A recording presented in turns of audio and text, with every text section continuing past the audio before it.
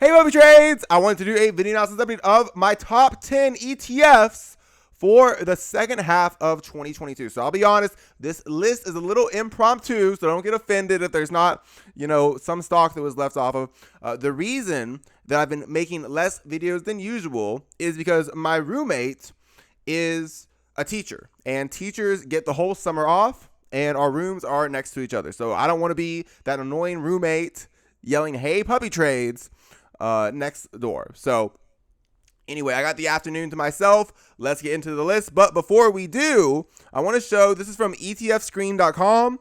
Someone can Google ETF correlations with SPY, and this should come up. If you can't find it, there's the web address up there. I should just leave a link. We'll see. But anyway, someone hypothetically can just Google ETF correlation with SPY and go to edit, find, and they can type in any ETF they want and see the correlation coefficient with the S&P 500. So Palladium, for example, has a 0.01 correlation. So the closer to 1, the more correlated with SPY, right? So the ones at the very, very top are literally SPY leveraged ETFs, right? UPRO moves with SPY, hopefully, right? Otherwise, they're not doing their job. So the closer you get to 1, the more correlated you are with SPY. The closer you get to -1, the more you're going to be moving in the opposite direction. The reason I want to include this is because I think this goes in the favor of some of these commodity-related ETFs like silver, like platinum, like palladium, like wheat, where they are a nice diversification piece. And I think that's going to throw a lot of people off.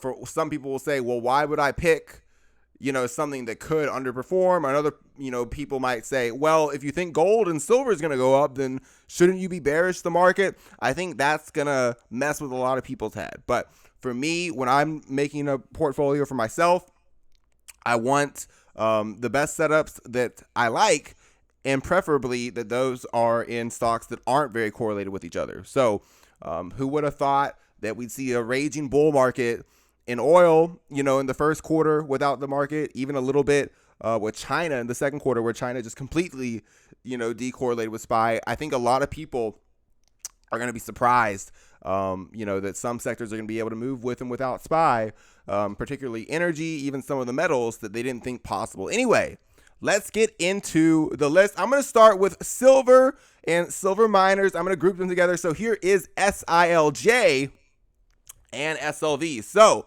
for SILJ and SLV, I've said from the get-go, and I've owned some of the metal miners, but I've said from the get-go that I really like them for a long-term diversification opportunity. So I've been saying that for a long time, and a long time has gone by. And I think that both of these ETFs are breaking out of massive bases, just to be honest. I think this is a big wave 1 and a wave 2 for SILJ. And I believe this is another wave 1 and an ABC correction ending wave 2 between the 61.8 to 78.6% fib. So I know 4.78 is a little wide, but that's a meaningful invalidation for SILJ. The junior silver miners, I think this is a wave 1 and a wave 2. So I've taken an Andrews pitchfork and connected the beginning of wave 1 with the high of wave 1 and the low of wave 2. And my expectation is that this black wave 3 in the long term, I know this sounds like voodoo, but in the long term, I expect that this black wave 3 will end all the way up at the median of this Andrews pitchfork, which we can see is pretty far away to the upside. So when I have what I believe is a wave 3 and a very clear wave 1 and a wave 2, I'll use this Andrews pitchfork to kind of help visualize where that wave 3 could end in the future. From this low, I think SILJ forms another wave 1 and is ending wave 2 at the 61.8 to 78.6% fib.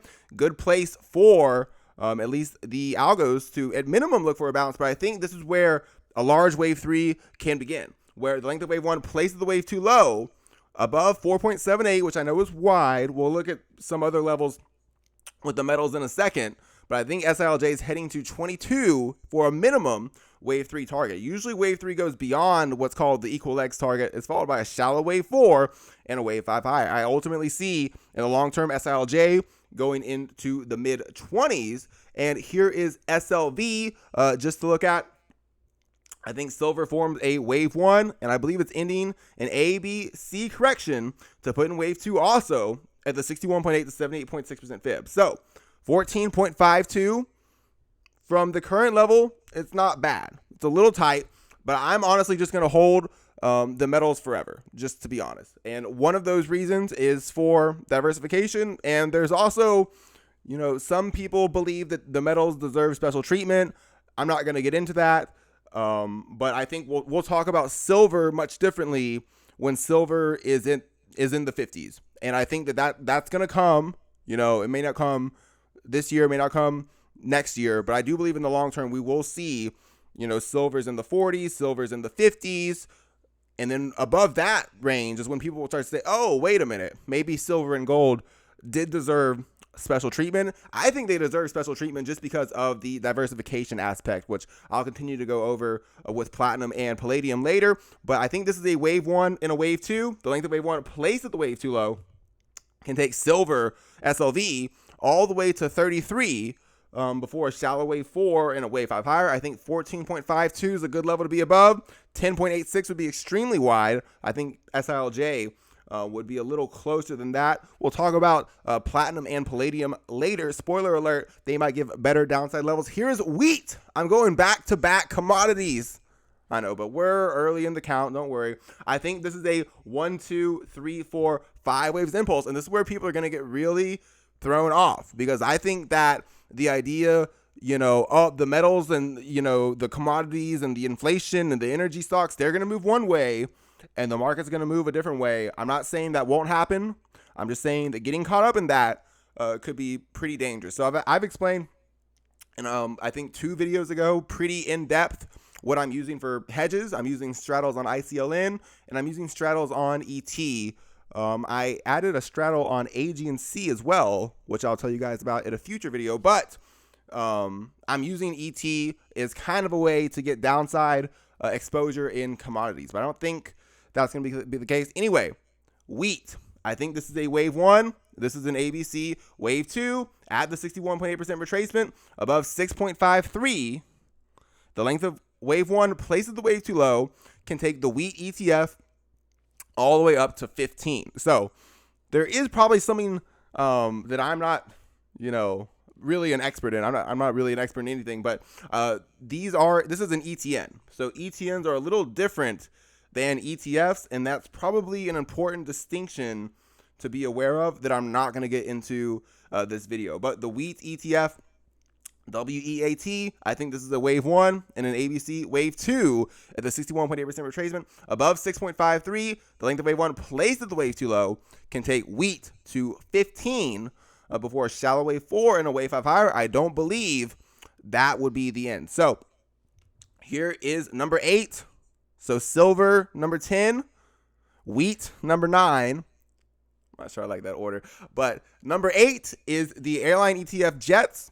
For the sake of time and accuracy, I'm just going to talk about 3 airlines. First is Southwest. I think this is a wave 1 and an ABC wave 2.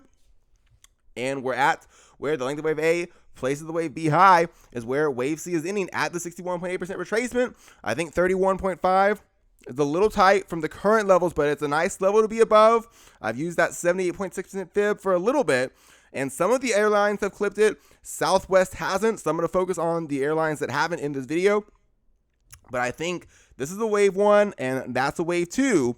The length of wave 1 placed at the wave 2 low can take Southwest all the way up to 76 for a minimum wave 3 target before a shallow wave 4 and a wave 5 higher. A very interesting sector. For some reason, seems like Southwest might just have better marketing. They just have better marketing than American Airlines and the other airlines, because it's a lot easier for me to be bullish the Southwest chart than some of the others. And this one's holding up real well compared to the other airlines. Anyway, I think this is a wave 1 and a wave 2. The length of wave 1 placed at the wave 2 low can take Southwest up to 76 before a shallow wave 4 and a wave 5 higher. Devil's advocate, or not really devil's advocate because I'm still bullish, but what about the super bullish view of Southwest? Well, the super bullish view of Southwest says this is wave 1 and wave 2.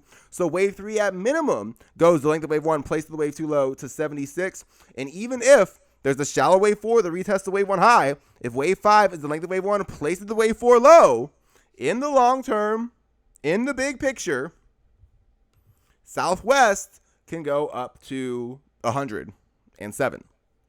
So 31 would be a little tight for that, but I do think there's a way that Southwest can get to triple digits in the long term. 31, I like it above a lot. Here's American Airlines. It's gotten to the 78.6% fib. I want to talk about the kind of bigger picture right now for American Airlines. And the reason I want to talk about Southwest is because we're seeing some of these airlines get close to the May low. So we have to have invalidation levels. What I was trying to show with Southwest, what I'm about to show with Ryanair, is that a lot of airlines, or I think Delta, I should have done Delta Airlines, but anyway, Southwest, Delta Airlines, Ryanair, they're still at the 61.8, 78.6% fib, pretty far from invalidating the idea that this is a wave 1 and a wave 2 that's formed from this low. What I want to show with American is a lot of years at play in this count. And I know it's hard to hear the word long-term, for multiple months in a row. That's what long-term means. It means multiple months in a row. There was a lot of evidence, even in March and February of 2021, that the MMs or whomever were getting ready for a massive move in the oil sector. And I kind of hit the drum on that for a little bit, and it kind of, it got deafening. I get it. It gets deafening. But then after a while, we see these sectors on these option screeners for several weeks, several months. The wave 2 takes a long time to end because the institutions want to accumulate an awful lot of it. But we're seeing with the oil sector that these long-term counts are real. They can play out. The idea that Chevron and ExxonMobil were going to be above a big super cycle wave 1 high, that was silly 4, 5, 6 months ago. And I don't think it's going to stay silly in the transportation sector for very long. At least that's how I positioned myself. And I think for American, there's a very clear 1, 2, 3, 4, 5. This is a 10-year rally. And this is a wave 2, in my opinion, that's corrected that entire cycle. I think from this low, we form another wave 1 and another wave 2 above 8.25. Nice risk reward to validate that this is a wave 3 that's going to begin. There's no reason, realistically, a shorter target would be the length of wave 1 placed at the wave 2 low, which would be, probably closer to 30 than 37. But if American Airlines gets going, and Southwest gets going, ultimately, I think, in the big picture, the 161.8% extension of 37 could be seen. And that's, in a sector that's really kind of backed by a lot of hard assets. It's not like they're, some software stock that can go to zero. But anyway, the people who talk about debt will disagree with that. Here is Ryanair, RYAAY. It's a German airline. I think it's a 1, 2, 3, 4, 5 wave 1 and an ABC wave 2 at the 61.8 to 78.6% fib. And I think above 48.61, this is wave 1 and wave 2. And it's not just the American Airlines. I think that it's a global transportation rally that we're going to see. This is wave 1 and wave 2. The length of wave 1 placed at the wave 2 low can take Ryanair from its current price of about 67 all the way into the 140s, even the 150s for wave 3, before a shallow wave 4 and a wave 5 higher. So that was number 8. Number 7, I'm doing Palladium and Platinum together. So I do want to talk about, it's a little interesting. I don't think that getting caught up in correlations is a good idea. For me, that just seems very dangerous. And especially since we've seen in the first quarter that oil completely disconnected. I think what a lot of people are expecting is that there's no way oil can take another leg up and the market would take another leg up with it. That's a really foreign idea to a lot of people. So I think that getting caught up in that is a bad idea. If I look at Palladium right now, there is something I want to talk about from a correlation standpoint with Palladium and Platinum. So this is the first one. This is from March of 2020, interestingly, when this picture was taken. And it's showing, this is crude oil in black down here. This is platinum in gray up here. All right, this is a pretty clear this is an cursory correlation. This is platinum and crude oil moving step for step. And when oil turned around and exploded, took ExxonMobil and Chevron to new all-time highs, or I think that ExxonMobil got to a new all-time high. I know Chevron did, but platinum hasn't recovered yet. And we can talk about oil after we talk about these two charts, but I think that we're going to see platinum start to follow oil. That's just kind of, something I generally expect to happen. We'll talk about oil in a second, just in the long term. Just keep in mind that ExxonMobil and Chevron, they've already broken the new all-time highs. We'll talk about how similar these counts can be. This is from a user on Twitter named Alpha Charts, one of my favorite Twitter users. I believe I got the username correct, Alpha Charts. They tweeted this recently, and it shows the Nasdaq 100 moving not perfectly, but generally over time with Palladium. It's not perfect. There's plenty of times, where Palladium's going up and then, for a few months, the Nasdaq was dipping or vice versa. But I think that the idea that the metals can't move with the market, that oil can't move with the market, could throw a lot of people off, especially in the long term. Now, let's talk about palladium and platinum, then we'll talk about oil for just a second. So I think palladium is forming a wave 1 and a wave 2, and I believe this is another wave 1 and another wave 2. So very clear invalidation levels above 143. This is a wave 1 and a wave 2, so I'm expecting a wave 3 of wave 3 to begin. So we're at the 78.6% fib. The length of wave 1 placed at the wave 2 low can take palladium up to the 320s before a shallow wave 4 and a wave 5 higher. And this could catch a lot of people off guard because palladium and, platinum, they're kind of, it's kind of a signal for other sectors. Maybe they're going to be commodities related. Maybe they're going to be moving with stocks. Maybe. But I think that the palladium chart maybe forces us to reconcile. We could see a world where we have a lot of inflation and we have stocks going up. And it doesn't necessarily, they're not mutually exclusive, and they're not going to happen every single day. But over time, my expectation is that we can and will see a bull market in palladium and platinum and a bull market in stocks. And it's not probably going to be on the exact same days, the exact same weeks, the exact same months and quarters even that's playing out. But I don't think these are mutually exclusive. So I think this is a wave 1 and a wave 2. I think this is another wave 1 and another wave 2. The length of wave 1 plays at the wave 2 low and take palladium up to 320 before a shallow wave 4 and a wave 5 higher. So interesting view of economic activity. I know a lot of people have become economists recently. I'm not saying that's a bad idea, but this isn't quite the recession message. This is a lot of economic activity message, and it's also an inflationary message. So kind of two messages being sent. Here is platinum. Platinum has underperformed palladium a little bit. Palladium's broken this high, and a few gold miners have broken this high. I don't believe we've seen any silver miners or platinum related instruments break this February high. But I think that this for platinum is a wave 1 and a wave 2 at the 61.8 to 78.6% fib. 69 is a little tight. 55 is probably too wide for platinum. But I do think that we're going to see platinum rally. I think if I zoom out for a little bit, I had this marked up a little prettier. 122.48. I think that we're going to see platinum PPLT look something like this, where this is a wave 1 and a wave 2. This is a wave 3 that I expect to be at least the length of wave 1 placed at the wave 2 low.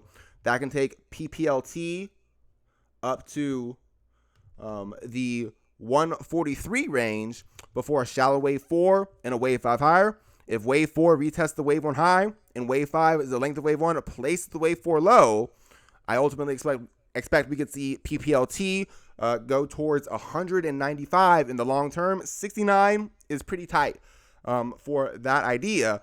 But I do think this is a nice bit of evidence for some of the metal bulls that we're seeing this kind of dramatic correction ending, in my opinion, for silver and platinum spot prices at the 61.8 to 78.6% retracement of the rally from the 2020 low. And that rally from the 2020 low, by the way, coincided with the stock market rallying and some growth stocks rallying. So I'm not assuming that's going to happen. I'm just saying I don't think that some of these mutually exclusive events that appear to be a certain way now are going to stay that way. So here is, we're going to talk, before we get into the growth and the clean energy, I want to talk about ExxonMobil and Chevron. My views on these stocks haven't really changed much. They continue to be in the big picture. What I want to show with ExxonMobil in the long term is that it's broken this wave one high.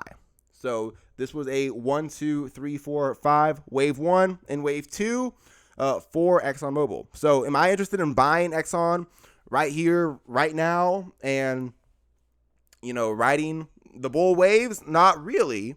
No.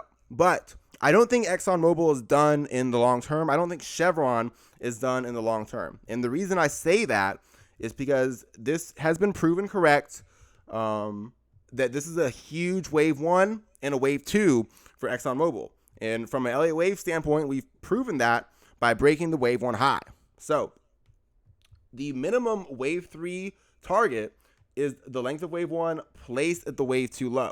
So at the very minimum, wave three should take ExxonMobil to at least 120. Now, that's at the very minimum. Usually wave three is bigger than the length of wave one placed at the wave two low. It's followed by a shallow wave four that retests the wave one high before a wave five that is at least the length of wave one placed at the wave four low.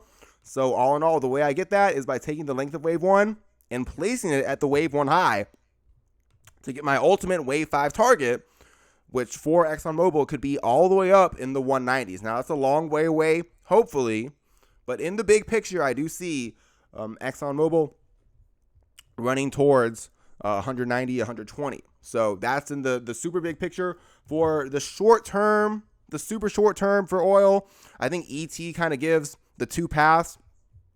I've explained my ET straddle for a little bit. This is kind of commodities related. But I think if ET, I think it formed a wave one and a wave two. And I think, yes, this is another wave one and another wave two. So that's going to be valid if we're above 7 point, or basically just 8. If we're above 750 to 8, then I expect ET ended wave one and wave two. And it's within a wave three right now that will go all the way to at least 14.47 to 15. I've gone on over in a previous post how if ET went down further, it could look something like this, where that's wave one, this is wave two, and bulls would still be looking for the dip to ultimately get bought for ET. So if we're above 8, then I think ET is taking a pretty direct path to 14.47 to 15. And if we crashed right here or whatever, I think between 7 and 8 is where we would see ET end wave 2, and I would still be looking for oil to rally. So anyway, that's just my views on oil. I haven't updated oil too much recently. It's a little ambiguous in the short term, but in the long term, in my opinion, it's quite clear that we're going to see ExxonMobil head towards the 190s, probably see Chevron at least head into the 200s, even beyond that. So anyway, I'm not betting against oil in the short term, and I think that we see gas prices getting any lower, it's going to be time to load the tank. Anyway, here is ICLN. Let me make sure my numbering's correct. So silver was silver was number 10. Wheat was number 9. The airlines were number 8. And then palladium and platinum together were number 7. So I should probably speed up. We'll do clean energy right now for number 6 for ICLN. I think this is a wave 1 and a wave 2. I think this is another wave 1 and another wave 2 that's formed from this low. So there is a rule in Elliott wave theory that says Wave 5 has to end with momentum divergence. So all that basically means is on the weekly time frame and a monthly time frame, if I'm looking for a wave 5, I should see the RSI make a lower high while price makes a higher high. And basically the idea is that on the monthly chart, that's not the case. I think on the weekly chart, it's the same idea. Obviously, I can't tell that to my broker, but I think that's part of the evidence. This is a wave 1 and a wave 2. This is another wave 1 and another wave 2 at the 61.8 to 78.6% fib. The length of wave 1 plays at the wave 2 low, can take ICLN all the way up beyond 34 into the 40s before a shallow wave 4 and a wave 5 higher. So I've given plenty of times the strangles that I'm using to manage downside risk and growth in clean energy with ICLN straddles, but I'm expecting that the call side of that lot's going to hit. That we're going to see ICLN fill the left side of the base, the right side of the base, and head towards 34 and ultimately towards 42. If we did see more downside, I think the 78.6% fib of 13 to this high of about 14 would be where kind of the super floor is. But I'm not betting on that. I think looking at First Solar, looking at In-Phase Energy, looking at Lee, and even some other clean energy related names, I don't think we'll see ICLN hit 13 to 14. But that's the 78.6% fib. And that's where I would readjust the strike prices on my ICLN strangles. Anyway, I think this is wave 1 and wave 2. I think we'll hold 13.68 to 14.27 and go on a wave 3 towards 34 to 42 before a shallow wave 4 and a wave 5 higher. So FSLR kind of really supports this idea.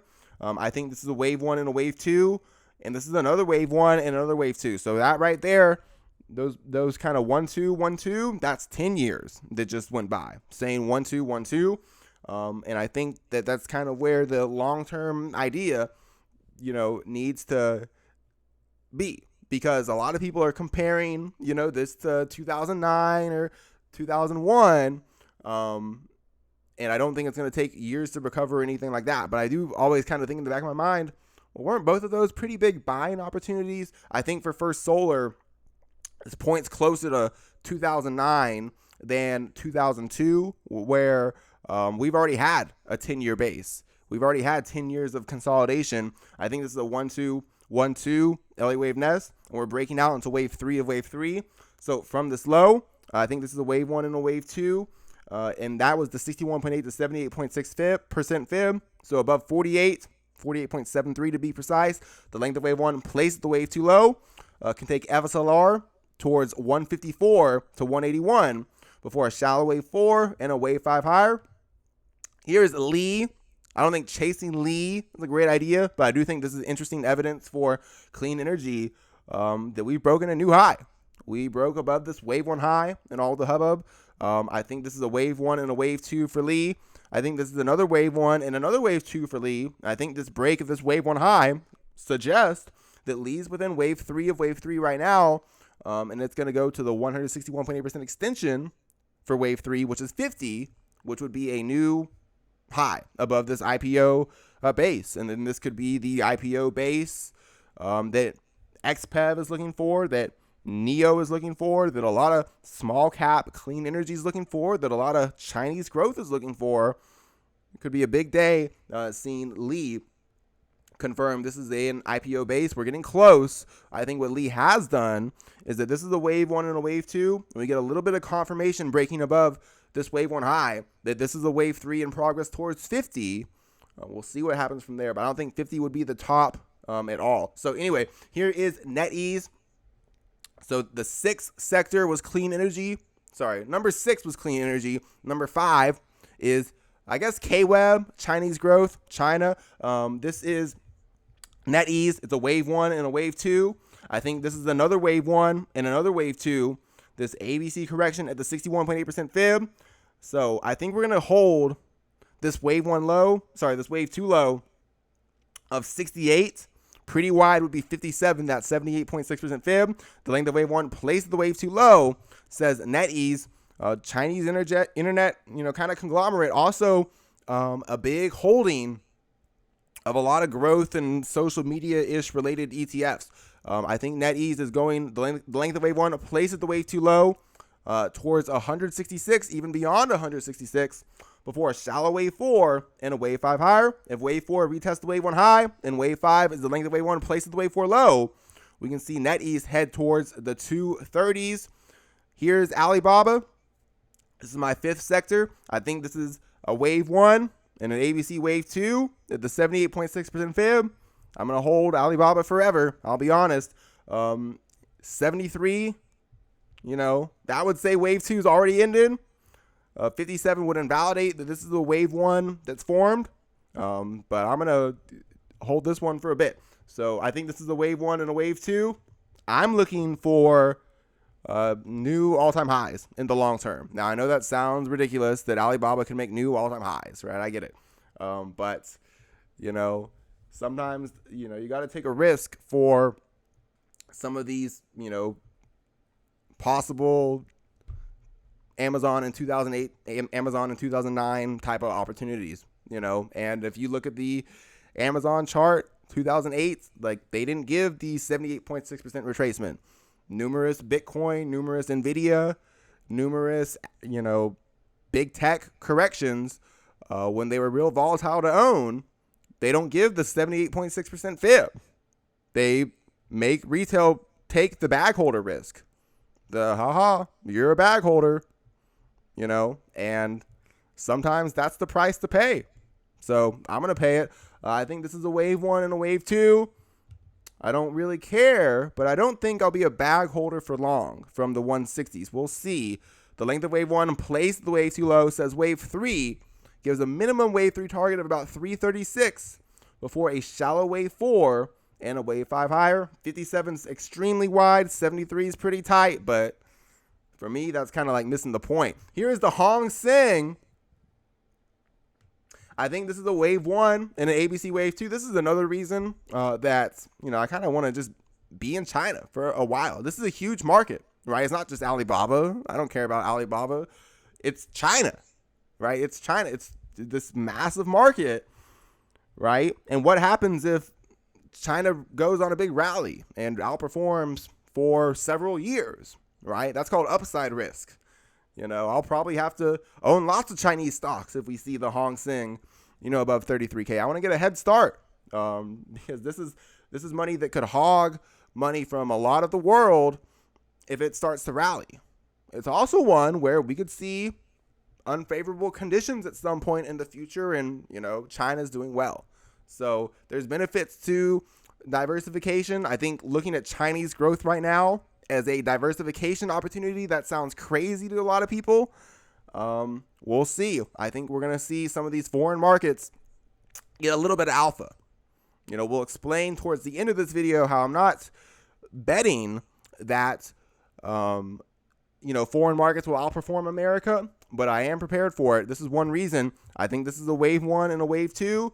The length of wave 1 plays at the wave 2 low can take the Hong Seng from 20K to 40K. That's an index full of Chinese stocks above 15.5K. I think some of the individual names like Netease, like Alibaba, maybe some of those EV names like NIO and Li and XPEV could be big outperformers during that time. So China's number 5. Number 4 is social media. Not my favorite ETF in the world. I just wanted to show what I think is social media. I think Netease is a great segue into this. I think Netease is in this ETF with Tencent. So there is a connection with, Chinese growth and, American growth, obviously, right? How is it really even possible that Li, XPEV, and NIO will rally and, American clean energy like First Solar and Enphase Energy and Tesla and Plug would crash? It's possible, right? But that's probably unlikely. Same thing with the social media and internet side of growth. I think this is the wave 1 and a wave 2 for SOCL. I think this is another wave 1 and another wave 2 at the 78.6% fib. The length of wave 1 placed at the wave 2 low can take the social media ETF basically to a new all-time high of 85. Beyond 85 for wave 3 before a shallow wave 4 and a wave 5 higher.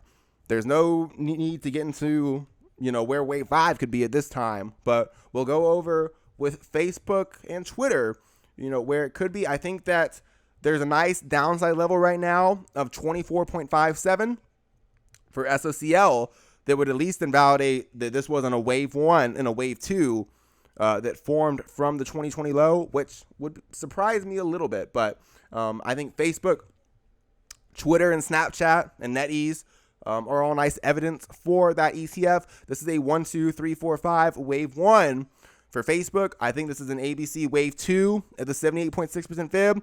The length of wave 1 placed at the wave 2 low can take Facebook up into the lower 400s for wave 3 before a shallow wave 4 and a wave 5 higher. I think 123 is a little wide, 137 is a little tighter, but I think we're going to see Meta. Did it gap? No, okay. I think we're going to see Meta go on a wave 3 towards new all-time highs in the long term before a shallow wave 4 and a wave 5 higher. I think just like getting all caught up in correlations with commodities and the indices could be a bad idea, I think doing it with Twitter and Tesla could be a bad idea. That's an interesting one. But here is Twitter in the all-time chart.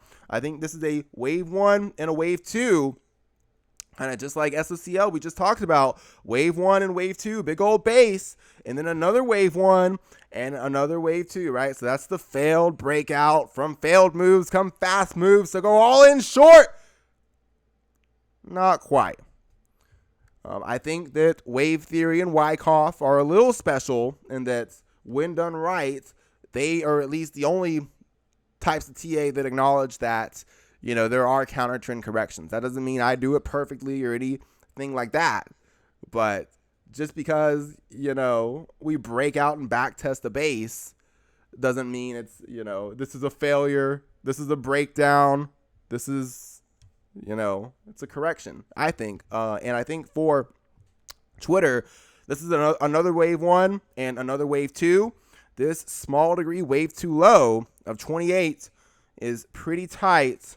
That's why I wanted to include SOCL, but I do believe this is wave 1 and wave 2. The length of wave 1 placed at the wave 2 low can take Twitter beyond 92, as crazy as that sounds for wave 3, before a shallow wave 4 and a wave 5 higher. So 92 would be great, but if we got to 92, that probably wouldn't be the top.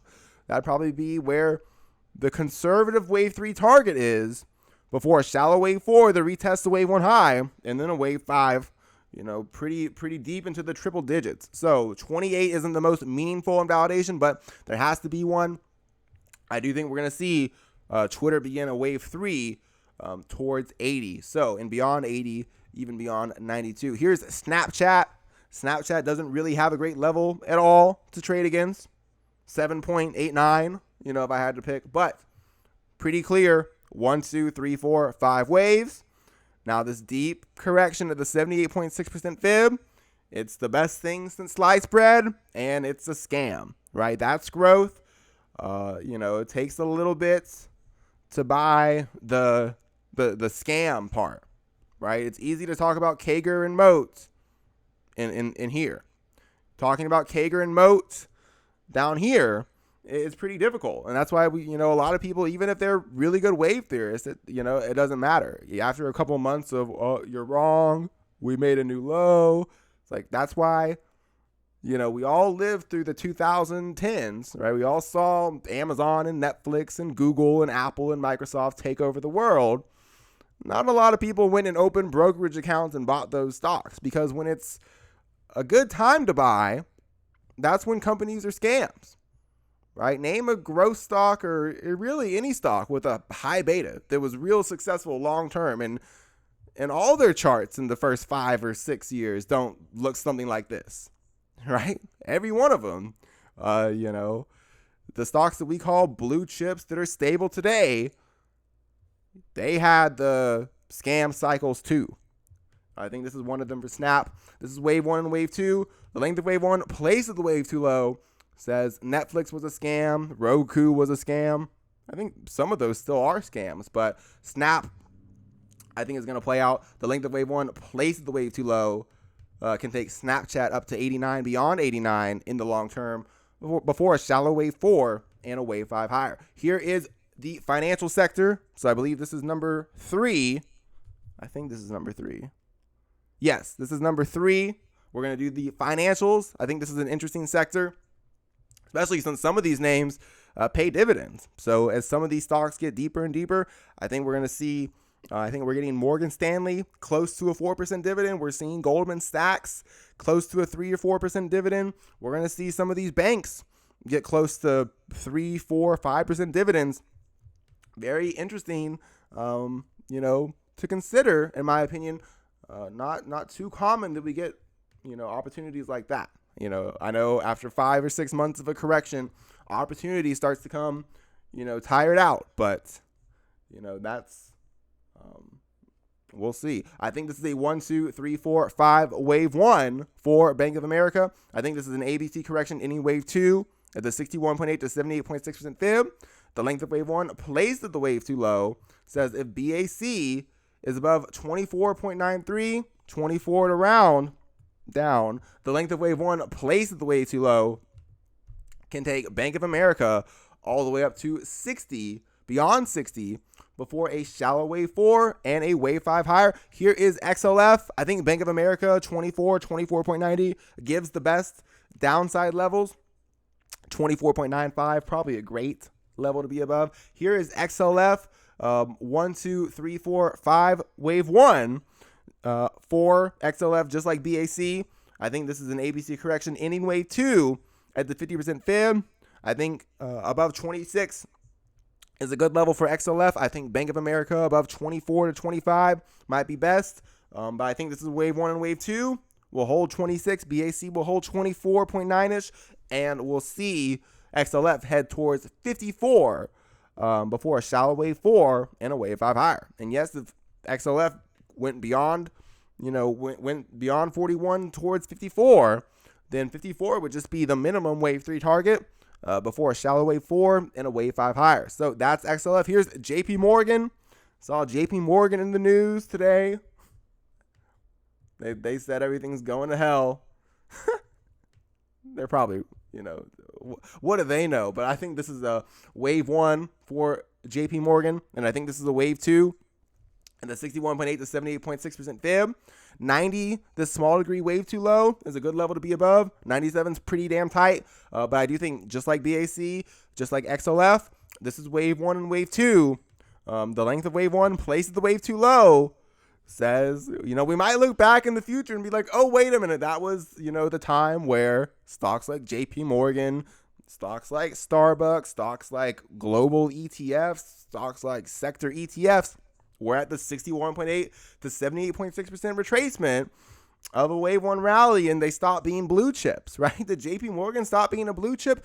Maybe, but maybe this is wave 1 and wave 2.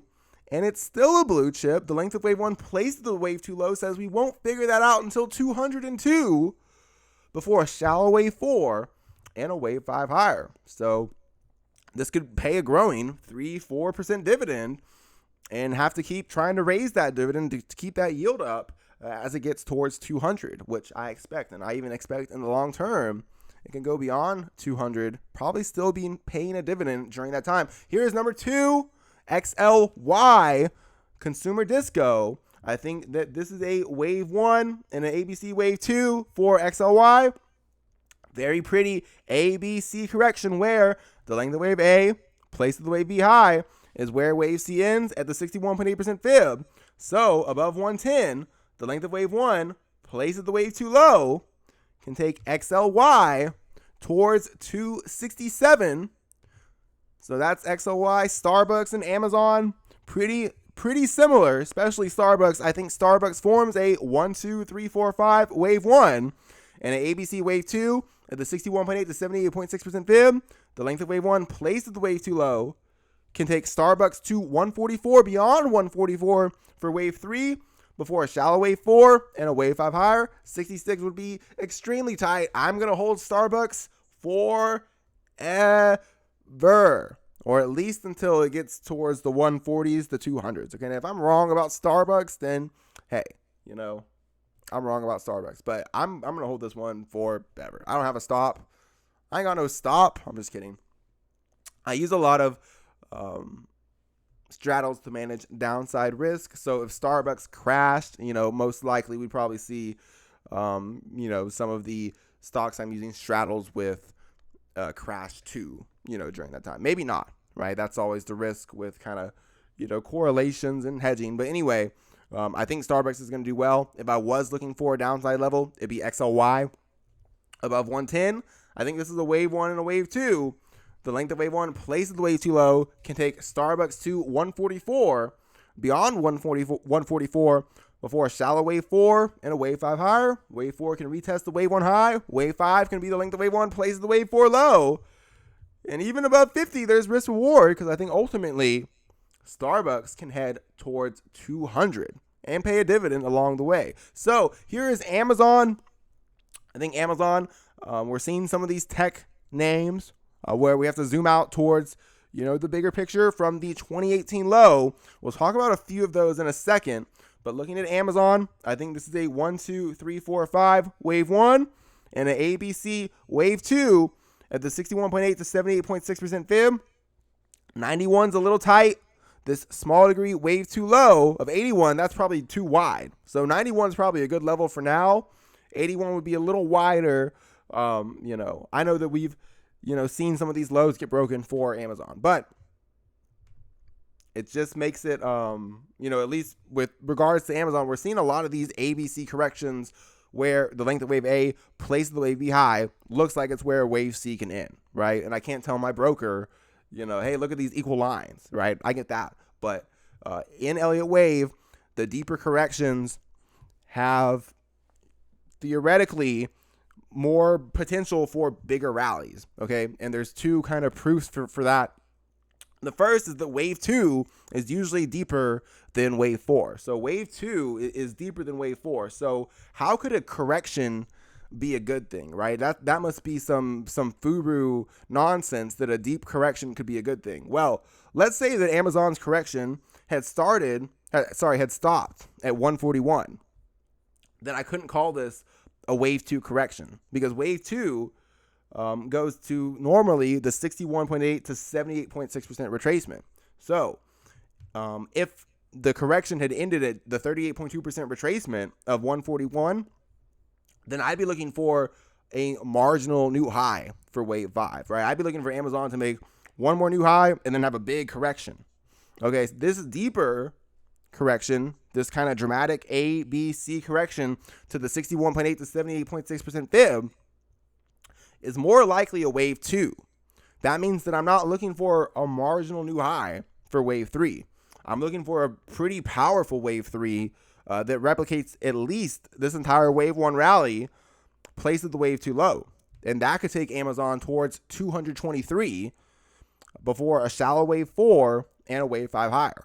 And if wave 4 retests the wave 1 high and wave 5 is the length of wave 1 and places the wave 4 low, then in the super big picture, Amazon might be heading towards the 300s. Now, that's where maybe some of these wider levels like 81, would be considered. But, it's not total hogwash that a deeper correction can build energy for a larger rally. So we'll talk about why for some of these tech stocks, I think that the big thing to focus on for bulls is that we're seeing these ABC corrections kind of around the market, but especially in tech, where the length of wave A places the wave B high, looks like it's where wave C is ending. And it's not just with, just tech. It's kind of also with XLY, kind of with the global ETFs, kind of with, the financials, where we're seeing an ABC correction from the peak. And I think that this is where we're going to see a wave 4 in the case of QQQ. So I think this is a wave 1 and a wave 2 for QQQ from the 2018 low.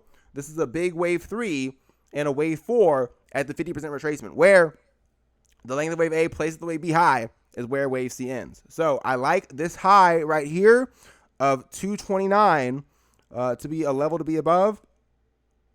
And do I have the 78.6% fib on there? We don't really need the 78.6% fib for now. Extremely wide would be down there. But for wave 4 in Elliott wave theory, that 78.6% fib is 217. From 286, that's pretty wide. one of the Elliott wave principles is that wave 4 retests the wave 1 high, and then it's either followed by a wave 5 that's going to be the length of wave 3 placed at the wave 4 low, or the length of wave 1 placed at the wave 4 low. So since taking the length of wave 1 and placing it at the wave 4 low wouldn't make a new high for wave 5, then I suspect wave 5 will be the length of wave 3 placed at the wave 4 low. So that's where maybe a wider level like 217 could come in. I think 217 to 229 are nice, and super tight would be 258. But this wave 1 high right here of 229, that's going to be pretty important. I think that this is a wave 1 and a wave 2. This is a wave 3 and a wave 4. And we're going to see a wave 5 that is not the length of wave 1 placed at the wave 4 low, but instead is the length of wave 3 placed at the wave 4 low. And that can take QQQ towards the 500s. So I know that sounds crazy. That's where some of the wider levels might come in. But I do think we're going to see kind of across tech this ABC correction end and a new impulse. In the case of QQQ, a wave 5 impulse towards the 500s. If we look at the semiconductor ETF, it's very similar. I think this is a wave 1 and a wave 2. I think this is a wave 3 and an ABC wave 4. So this is SOXX. This is one where 258, the 78.6% fib, lines up very closely with this wave 1 high of 250. So, sorry, this wave 1 high of 269. So 258 to 269 is a great level for SOXX.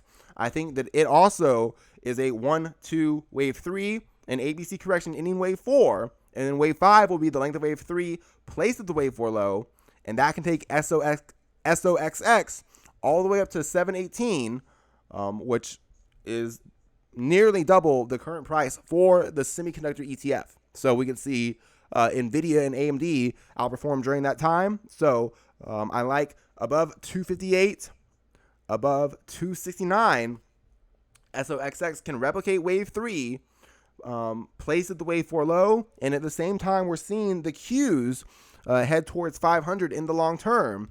I think we can see SOXX head towards 700.